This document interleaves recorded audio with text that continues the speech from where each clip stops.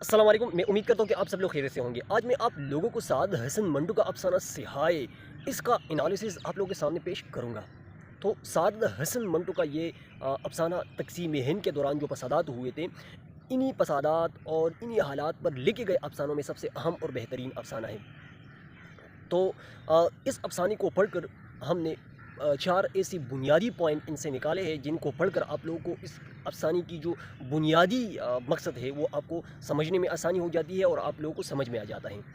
तो अ, इन बुनियादी पॉइंट को बयान करने से कबल सबसे पहले हम इस अफ़साने की जो पस मंज़र है आप लोगों के सामने पेश करना चाहते हैं ताकि आप लोगों को वो पॉइंट समझने में आसानी हो सके। तो चलो चलते हैं इस अफ़साने के पस मंज़र की तरफ। इस अफ़सानों को जब हम देख लेते हैं तो इसको हम 2 हिस्सों में तक़सीम कर लेते हैं।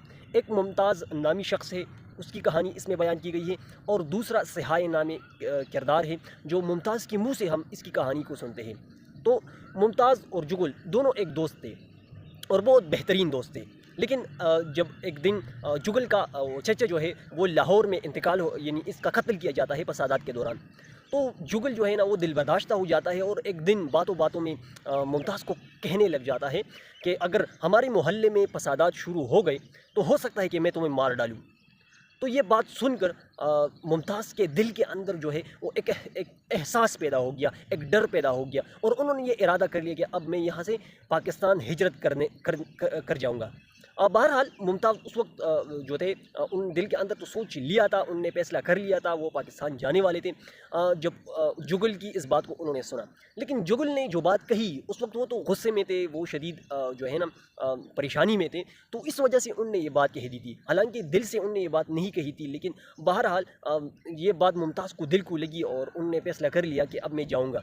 तो जुगल जो है इसको अपने बात पर नदामत भी थी, शर्मिंदगी भी थी कि मैंने ये बात क्यों मुमताज़ को इस तरह कही, और अब वो यहाँ से जाना चाहते हैं और इसकी बुनियादी वजह मेरी यही बात है। उनने इनको बहुत समझाने की कोशिश की, लेकिन मुमताज़ ने फैसला कर लिया था कि मैं जाऊँगा। बहरहाल तो अ, जब मुमताज़ ने अपनी तमाम तर तैयारी कर ली और इनको पाकिस्तान जाने का वक्त जो है वो दिन करीब पहुंचा, तो जुगल जो मुमताज़ का दोस्त था और इसके साथ साथ मुमताज़ के 2-3 दोस्त और भी थे, वो मुमताज़ को यानी खैरबात कहने के लिए वो एयरपोर्ट पर मुमताज़ को के साथ चले गए। जब वो एयरपोर्ट पर पहुंच गए तो वो बहरी जहाज़ में जाने वाले थे मुमताज़, तो तकरीबन आधा घंटा जहाज़ में था रवानगी में। तो उस दौरान वो सब दोस्त खड़े थे और बहुत दिल के अंदर सब खफा भी थे, क्योंकि बहुत पुरानी और अच्छी दोस्ती थी। लेकिन और बहरहाल जुगल अपने दिल के अंदर अभी तक अपने आप को मलामत कर रहा था कि मुमताज़ मेरी वजह से गया है, अगर मैंने इनको ये बात ना कही होती तो मुमताज़ बिल्कुल भी नहीं जाता। तो इसी दौरान मुमताज़ इनको एक कहानी सुनाते हैं सिहाई नामी शख्स की।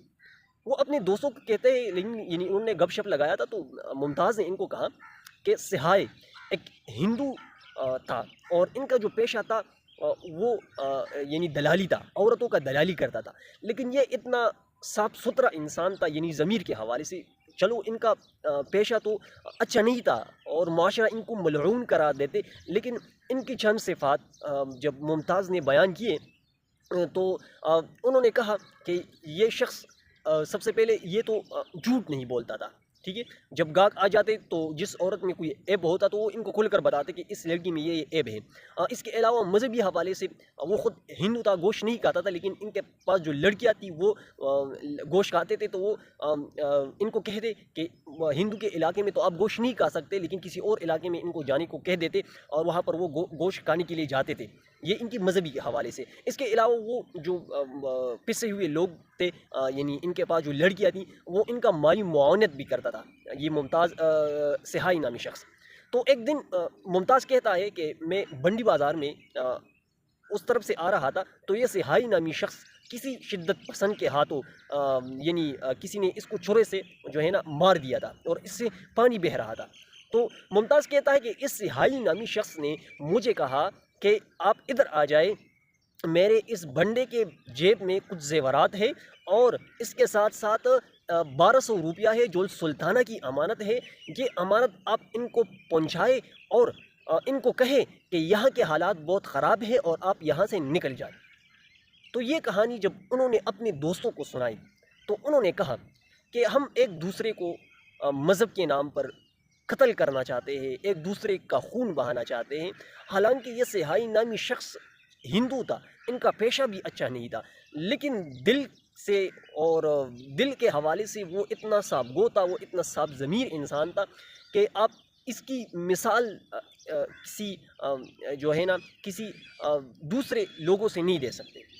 تو بہرحال یہ کہانی جب انہوں نے سنائی تو اس کے اوپر سب لوگ افسردہ ہو گئے، اور انہوں نے کہا کہ ان کا مذہب بالکل ہندو تھا، لیکن وہ کردار کا تو صاف تھا، تو ان کو مارنے کی وجہ کیوں بنی؟ تو اس افسانے میں یہی فسادات جو ہوئے تھے اور ایک دوسرے کے خلاف جو بھڑکانے کے اوپر ہندو اور مسلمان آ گئے تھے، تو منٹو نے اس کو بیان کرنے کی کوشش کی۔ تو اس افسانے میں جو میں نے آپ کو بتایا تھا کہ ہم نے ان سے 4 پوائنٹ نکالے ہیں، تو وہ کون سے ہیں؟ نمبر 1، اس میں انسانیت، ٹھیک ہے، اس افسانے میں انسانیت کی بات کی گئی ہے۔ اس افسانے کا آغاز بھی اس بات یعنی اس جملے سے ہو جاتا ہے کہ ہندو سمجھتے ہیں کہ 1 لاکھ مسلمان مر گئے، اور مسلمان سمجھتے ہیں کہ 1 لاکھ ہندو مر گئے۔ حالانکہ یہ 1 لاکھ ہندو اور 1 لاکھ مسلمان نہیں مرے، بلکہ 2 لاکھ انسان مرے ہیں۔ منٹو اس افسانے میں انسانیت کی بات کرنا چاہتے ہیں کہ یہاں پر ہندو اور مسلمان کو چھوڑے، یہاں پر 2 لاکھ انسان مرے ہیں، اور وہ بھی بغیر کسی یعنی ہندو کو بھی پتہ نہیں کہ یہ کس وجہ سے مرا ہے ہمارا شخص، اور مسلمان کو بھی پتہ نہیں کہ ہمارے لوگ کیوں مرے۔ تو منٹو یہ بتانا چاہتے ہیں کہ معاشرے میں انسانیت کے ساتھ جینا چاہیے، معاشرے میں انسان کا جو مذہب ہے، انسان کی جو کردار ہے، وہ انسانیت کا ہونا چاہیے۔ نمبر 2، مذہب۔ منٹو نے یہ بتانے کی کوشش کی ہے کہ آپ کسی مذہب کو چھرے سے، بندوق سے آپ اس کو ختم نہیں کر سکتے، آپ جتنا مرضی کر لیں، آپ اس کو بندوق چھرے اس سے آپ ان کو ختم نہیں کر سکتے، کیونکہ مذہب کی بنیاد نظریات اور عقائد کے اوپر ہوتا ہے۔ اگر آپ نے کسی کو قائل کرنا ہوتا ہے تو آپ ان کو اپنی نظریے اور اپنے عقیدے کی تبلیغ کریں اور آپ ان کو قائل کریں۔ چھرے اور چاقو سے آپ کسی مذہب کو ختم نہیں کر سکتے۔ تیسری بات، انسانوں کا ضیاع۔ منٹو نے یہ بتانے کی کوشش کی ہے کہ تقسیم ہند کے دوران لاکھوں لوگوں کا خون کا ضیاع کیا گیا، لاکھوں لوگ مر گئے بغیر کسی جرم کے، بغیر کسی قصور کے، لاکھوں لوگوں کو مروا دیا گیا۔ نمبر 4، ایک دوسرے کے خلاف مسلمان اور ہندو کیوں بھڑکائے؟ اس کے پیچھے جب ہم سوچ لیتے ہیں تو اس کے پیچھے بنیادی کردار جو تھا وہ انگریزوں تک آتا۔ انگریزوں نے ہندو اور مسلمانوں کو ایک دوسرے کے خلاف لڑانے کی بھرپور کوشش کی ہے۔ انگریزوں کا ایک رول ہے، ڈیوائڈ اینڈ رول، وہ آپس میں لوگوں کو لڑواتے ہیں اور اس سے پھر وہ اپنا فائدہ اٹھا لیتے ہیں۔ تو انگریزوں نے ہندو اور مسلمانوں کو لڑوایا، اور اسی کے بدلے میں انہوں نے برصغیر پر بہت عرصے تک یعنی 1 صدی تک انہوں نے اپنا حکومت کو قائم اور دائم رکھا، اور اپنی جو تہذیب تھی اور اپنی تعلیمی جو رنگ تھی وہ یہاں پر چھوڑ دیے۔